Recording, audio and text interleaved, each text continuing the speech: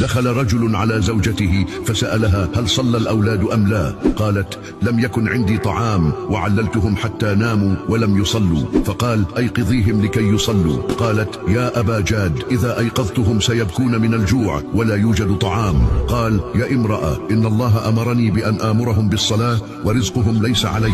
يقول الله تعالى: وأمر أهلك بالصلاة واصطبر عليها، لا نسألك رزقا نحن نرزقك والعاقبة للتقوى.